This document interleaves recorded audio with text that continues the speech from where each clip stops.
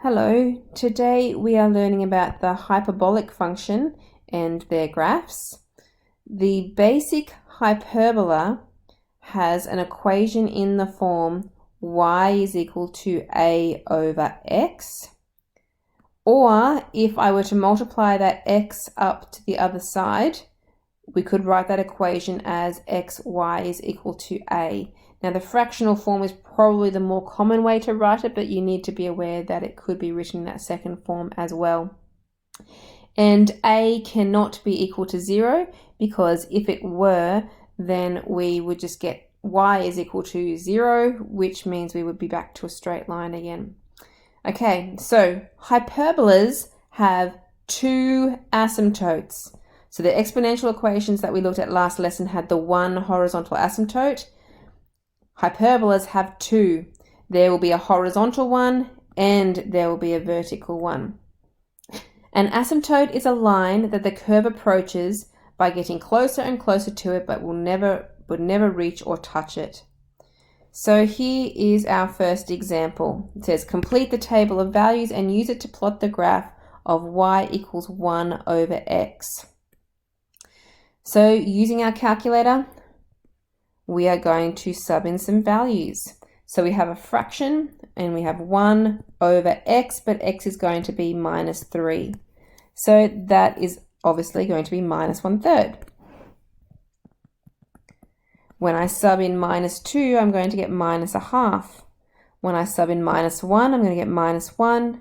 When I sub in minus 0.5, this is where it gets interesting, minus 0.5, we actually get minus 2. Minus 0.25, we get minus 4. And 0. If I was to put 0 down as my denominator, our calculator does that. It says math error.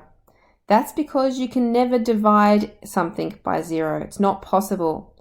So it's not that your calculator is wrong or you've typed something wrong. It's that that value doesn't exist. So what do? Is we put a dash in here. That is actually an asymptote that we've found right there. When we go to 0.25, we're going to get a positive 4. 0.5 is 2. Subbing in 1, we get 1. 2, we get 1/2. And 3, we get 1/3. Now, I have done that quite quickly. I didn't want to have to do each one of those on the calculator. Please make sure that you do a couple of them, though, to make sure that you know how to type those in correctly. To draw our hyperbola down here on our Cartesian plane, we have 1, 2, 3, negative 1, negative 2, negative 3, 1, 2, 3. We'll need the 4 as well. Minus 1, minus 2, minus 3, and minus 4.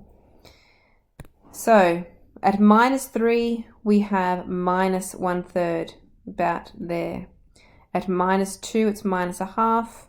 Minus 1 is minus 1. Minus 1/2 is minus 0.2. And minus 0.25 is minus 4.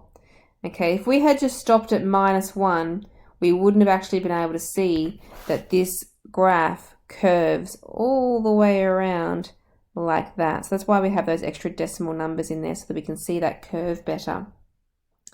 Then we have our little break here that we can't do.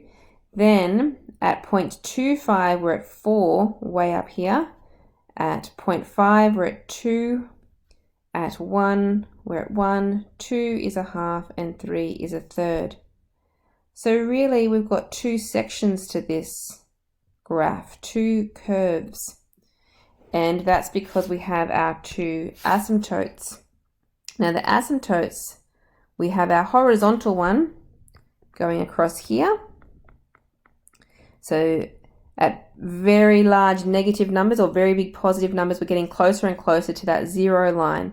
So that's the y equals 0 for a horizontal asymptote. But we also have a vertical asymptote up here.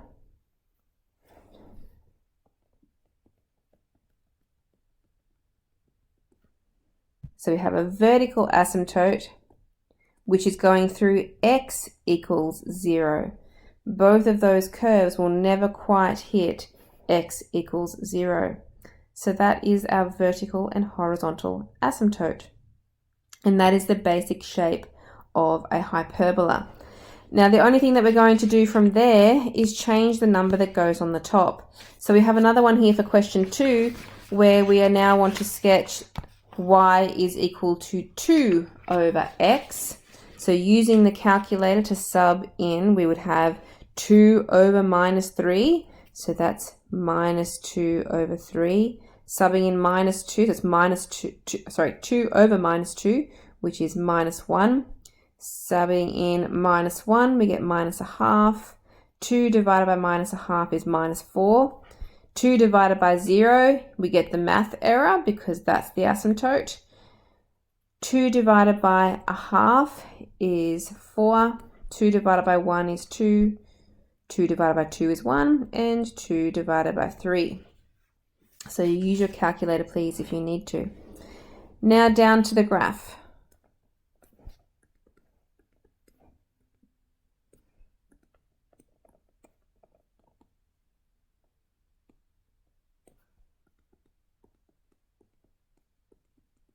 Okay, at minus 3, we're at 2/3.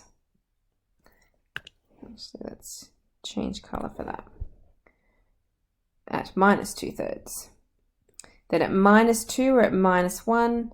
Minus 1 is at minus 2. Minus 0.5 is minus 4.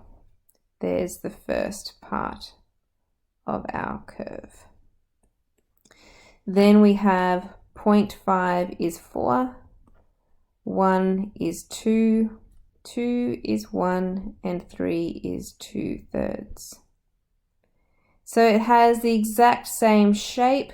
The only real difference is that the curving parts of that hyperbola aren't quite as sharp and don't quite get as steep as quickly.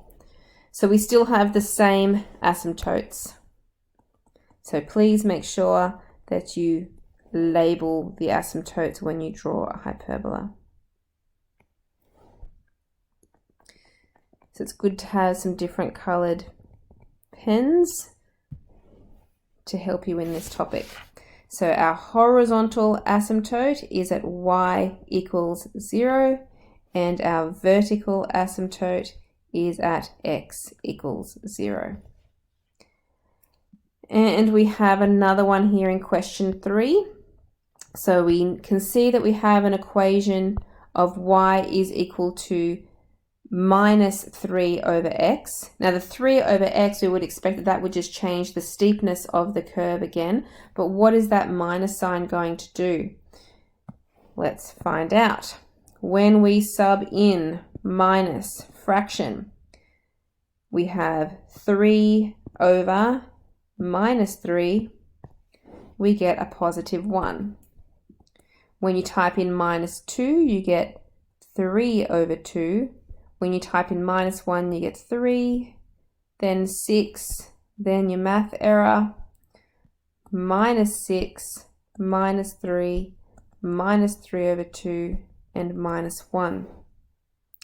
Now to fit that on here, I'm actually going to go up by 2's on my y-axis, just so I can get up to 6 on there.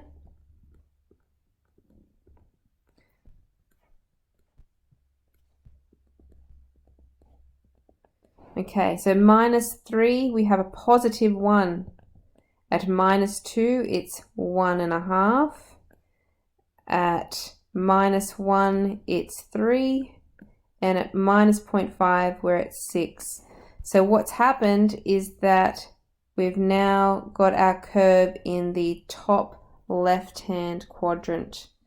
Okay, and on the other side, we've got 0.5 is down at minus 6, 1, minus 3, and 2, 1.5, 3, minus 1. So putting that minus sign in there changes which two quadrants the graph is in. Remember to draw the asymptotes. So dotted line. I'm drawing it slightly below so you can see it, but it should be straight on that x-axis. and on the y-axis, straight on that y-axis. Okay, so the horizontal asymptote is at y equals 0. Vertical asymptote is at x equals 0. Okay, and question 4. Find the coordinates where y equals 2 over x intersects with the following lines. So this is our simultaneous equations question. So we have got this one here as equation 1. We've actually got two different problems here. Then we're going to use this equation as my equation 2 to start with. So substituting equation 2 into equation 1. So y is equal to 4 into equation 1 means that 4 equals 2 over x. Then I want to get x by itself. So I don't like x being on the bottom of my fraction. So all I need to do is times the x up to the other side. 4x equals 2. Then I would divide by 4. 2 divided by 4 is equal to a half. Now y is always equal to 4, so I don't really need to substitute that in again. And I have my solution that x is equal to a half and y is equal to 4. So that's my first one done. Part B is a little bit more complicated because I have y is equal to 4x. So I'm still going to call y is equal to 2 over x equation 1, and y is equal to 4x is going to be equation 2. So substituting equation 2 into equation 1. So replacing the y with the 4x, I get 4x equals 2 over x. Now again, I have that x on the bottom of a fraction, so it's the first thing you want to get rid of. Times the x up to the other side. We get 4x squared equals 2. Then I can divide by 4, so x squared is equal to 2 over 4, which is a half. And now to get rid of the squared means I need to square root a half. Now the square root of a half looks like that, but remember the plus or minus at the front. The square root of a half can be written a little bit nicer though. You could have square root of 1, which is 1 over root 2. Okay, so it's actually two different solutions there. It's x equals positive a half and x equals negative a half. So I need to find the y values for each of those two solutions. So let's take the first one, when x is equal to positive 1 over root 2. So subbing that into equation 2, I would get y is equal to 4 times x, but x is 1 over root 2. 4 times 1 over root 2 is 4 over root 2. Now what I should also be doing is rationalizing all of these denominators. So I could rationalize that by going root 2 over root 2, and that would be 4 root 2 over 2, and 4 divided by 2 is 2 root 2. This x value up here could also have been rationalized.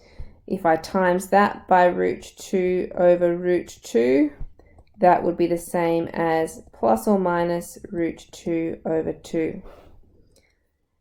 Okay, I still need to find the y value when I have an x value of negative 1 on root 2. So let's put that into the equation. Actually, why don't we use our rationalized denominator one? So let's do minus root 2 over 2. That way I won't have to rationalize it again. So y equals, my equation was 4x. So that means 4 times by minus root 2 over 2.